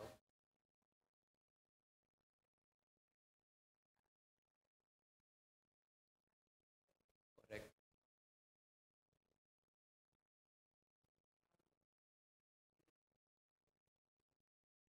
No se nos dice qué fue lo que hicieron.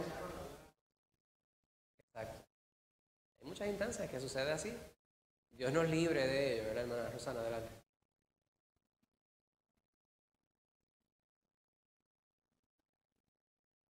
Correcto. Amén. Pues mire, 3 pasajes más y con estos terminamos. Ezequiel 18:20, 1 Juan 1:9, Isaías 42, del 1 al 3. ¿Sí? Mismo ejercicio. Se va a leer la porción que le corresponde. Piensa en una palabra o dos que sobresalgan allí. No tiene que ser una disertación doctoral respecto a lo que está allí. Algo que usted entiende puede ser un consejo basado en ese pasaje en menos de 30 segundos. Karina, muchas gracias por leer este. Ezequiel 18:20.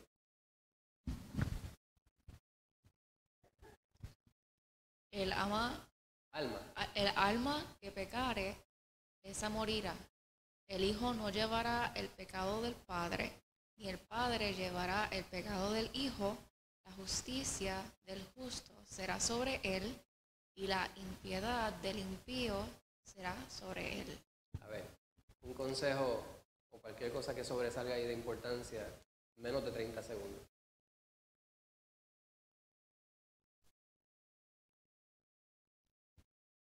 Lo más que resalta es la justicia, ¿verdad? Muy bien. Que el Señor siempre va a hacer lo que es justo. El Amén. Señor es justo. ¿Y qué contrasta con la justicia allí? La impiedad. La impiedad. Pues hay dos caminos, ¿verdad? Hay uno bueno y uno malo. Y algo bien importante también que está allí es de quién es la culpa. ¿La culpa tiene padre? La culpa nunca es huérfana. Y a alguien le toca. ¿Verdad? ¿Está algo ahí tirado? Alguien lo tiró. Que no nos acordemos, que no nos hayamos dado cuenta, no quiere decir que no fue que alguien lo tiró. Alguien lo hizo. Pero cuando estamos delante de Dios, todo se sabe. Por lo tanto, a mí me voy a decir, mister, esta asignación la hice yo. Está bien bonita y está bien adornadita las palabras y todo eso. Se oye bien firulístico, que ya está de partes que yo las leo, yo mismo no lo entiendo, pero yo lo escribí. Está bien. Todo lo que tú me digas te lo voy a creer. Porque yo realmente, obviamente, yo tengo forma de determinar ese ejemplo en particular, quizás no es el mejor de los ejemplos, pero alguien me dice, yo hice o no hice, y si yo no tengo evidencia, pues mire, me libro de la carga y estar cuestionando. Está bien, pues yo te lo creo. Que te llevaron los marcianos a qué sé yo qué planeta, a qué galaxia, está bien, yo te lo creo. Pero Dios es el que sabe todas las cosas. Por lo tanto, el dueño de la culpa siempre tiene nombre. Hermano Millo, podría leer 1 Juan 1, no estaba guardando esta porque es Juan.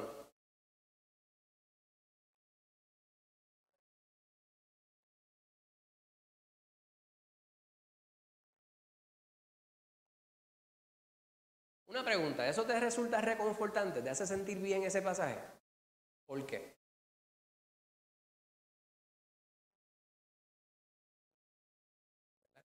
Y a veces no como nosotros, hay gente que usted puede que le haga algo pequeñito y te guardan rencor toda la vida. Al punto que llega un momento que se acuerdan nada más que sienten rencor contra ti, pero no se acuerdan por qué. Pero es porque tienen rencor contra ti. En el caso de nuestro Señor, podemos ir a Él y Él siempre nos va a perdonar. Siempre que estemos arrepentidos. Y nos va a restaurar, porque el Señor es justo. El último pasaje. Alguien que quiera leer este es en Isaías.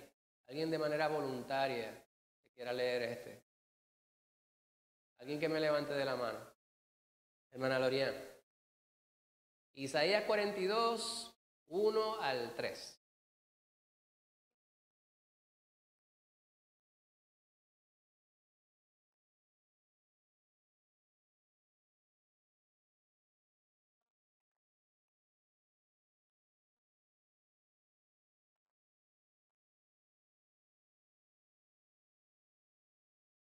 Amén.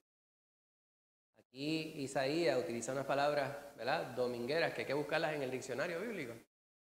Eso, nosotros no hablamos de caña cascada y pábilo que humeare. Caña cascada, eso es una caña que está quebradiza. Piensa usted un cantepalo que está a punto de desmoronarse. Y el pábilo que humeare es la puntita de la vela, que está ahí, lo que está botando es el humito. La imagen, usted tiene que ponerse en el lugar de la caña y del pábilo. Ese soy yo. Yo soy el que no valgo nada. Yo soy el que estoy en una condición tan y tan quebradiza y tan terrible que merezco que me desechen. Sin embargo, aquel del cual Jehová le está hablando al pueblo, Isaías hablando de parte de Jehová al pueblo, vendría a restaurar al pueblo. No había llegado todavía, pero vendría en amor, en mansedumbre, para restaurar. Luego, en su segunda venida, vendría para juicio. Pero el interim es el cual nos encontramos nosotros ahora, la iglesia. La iglesia está es el jamón del sándwich de esos tiempos. Tiempo de que llegó hasta el tiempo que viene, porque Él viene. Las palabras que estamos considerando son importantes en ese contexto. Tenemos culpa. Estamos cargando vergüenza. Si tenemos vergüenza, si sentimos vergüenza, ¿la sentimos porque realmente tenemos culpa? ¿O porque estamos cargando una culpa que no nos corresponde? Son preguntas que debemos formularnos, ¿verdad? No las vamos a contestar ahora, pero yo quiero que ustedes se las lleven y mediten en ellas. Una pregunta específica de los 3 pasajes que acabamos de leer. ¿Quién carga con la culpa de un pecado? Si el hijo peca, ¿quién? ¿El que pecó? ¿Verdad? Yo no voy a cargar la culpa suya, usted me perdona. Usted me pide que yo cargue sus libros, que cargue un bulto, que cargue un bolso, lo puedo cargar. Pero tu culpa no la voy a cargar. Suficiente tengo con la mía. El Señor cargó con nuestra culpa. Pero hay instancias en las cuales nosotros insistimos, ¿verdad?, en añadir, pero los hijos de Dios no estamos para cargar culpa. ¿Por cuáles pecados debemos pedir perdón? ¿Los propios o los de estas preguntas también buenas? A ver, si usted sabe la contestación a esa pregunta, puntos de bono. Por los míos, por mi culpa. ¿Usted no se acuerda de eso? Mi gran culpa. No leo lo demás porque, según Isaías, ¿con qué actitud viene Jesús ante aquellos que han sido víctimas de injusticia? ¿Viene para juzgarlos o restaurarlos? Preguntas realmente también difíciles, ¿verdad? El Señor viene para restaurar a aquellos quienes han cometido. 2 palabras centrales a través del estudio de esta noche, ¿cuáles fueron? Una de esas 2 es objetiva. ¿Cuál de ellas es objetiva? La culpa es una condición objetiva, ¿verdad? Podemos determinar si una persona es culpable o no, o debemos al menos saber si nosotros somos culpables o no, porque eso es categórico. La que es subjetiva es la vergüenza, que eso sí que es un sentimiento. Me siento avergonzado.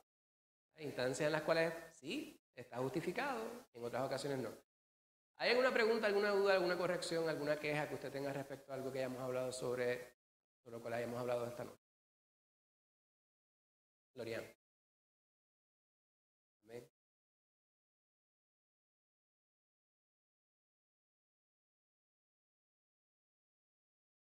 Exacto, sentimos vergüenza. Amén.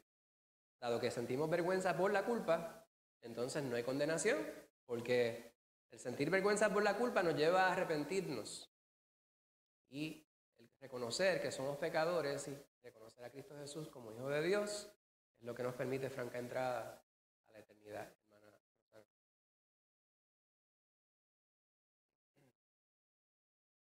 Amén. Gloria a Dios. ¿Alguna otra pregunta, duda? ¿No? Pues la asignación para... perdón. Jesús y la culpa y la vergüenza. Jesús quitó la culpa y la vergüenza del pecado de todo aquel que cree en Él. El pasaje para memorizar, Hebreos 9:14.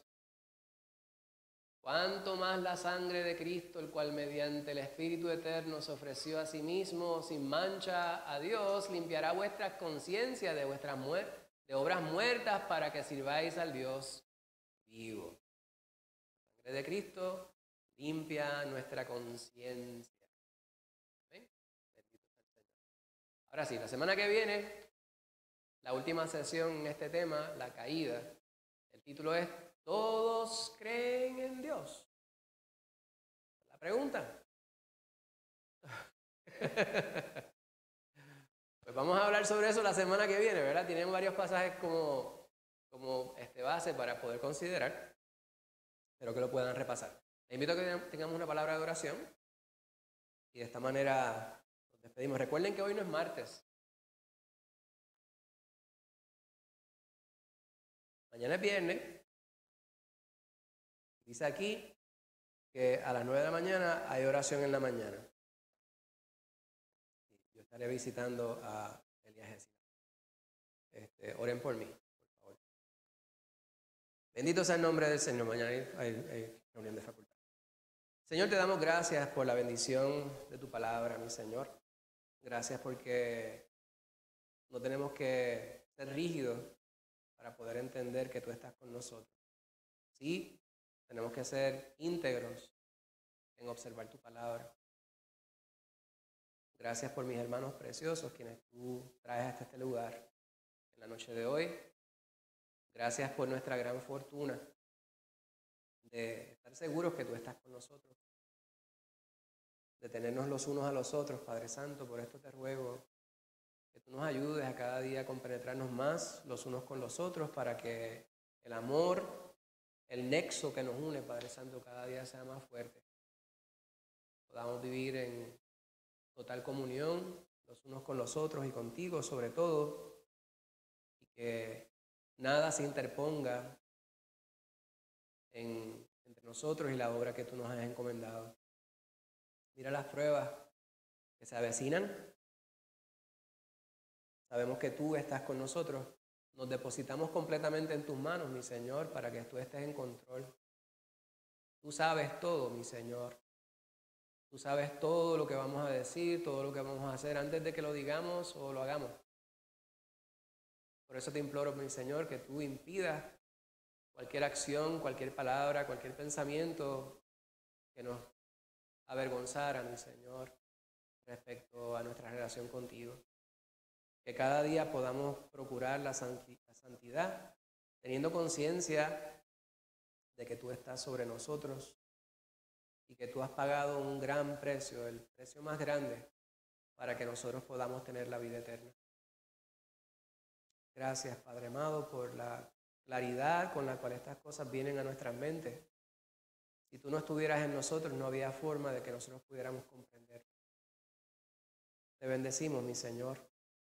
Bendecimos tu palabra, mi Dios.